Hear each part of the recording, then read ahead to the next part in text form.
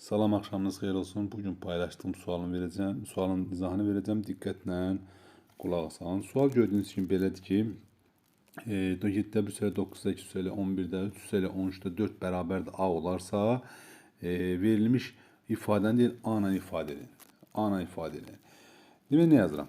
Olduğu kimi yazıram, yəni yazıram nə? 7-də 1 üstə gələk 9-da 2 üstə gələk 11-də 3 üstə gələk 13-də 4 bərabərdir A-dır. Digərini yazıram nə? Yazıram 3-də 1 üstə gələk 7-də 4 üstə gələk 11-də 2 üstə gələk 13-də 1-i də elə bunun altına yazdım.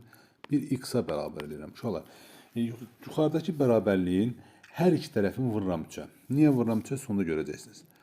Bərabərliyin hər iki tərəfini vurdum 3-ə. Bunu da 3-ə vurdum. A-nı da 3'e vurdum. A-nı bırak 3'e. A-nı da 3'e vurdum. Demek ki ne aldım? Yukarıda altına yazdım. A-nı 3'e vuranda eləcəyinə elə oldu 3A. Bir dəqiqə. Oldu 3A. Digər 3'ü 7'də bırakanda ne edir? 3'ü 7'də bırakanda 7'də 3 edir. 7'də bunun altına yazıram. 7'də 3. 3'ü 9'da 2'ni 9'da 6 edir. 3'e yıxsayla ne edir? 3'də 2 edir. 3'də 2'nin altına yazıram. Peki, üstə gələk. 3'ü 11'də 3'e vuran 11'də 9 edir. Altına yazıram. 11'də 9. Üstə gələk. 3'ü 13'də 4'e vuran ne edir? 13'də 12 edir. 13'də 12. Bərabərlə 3'aya.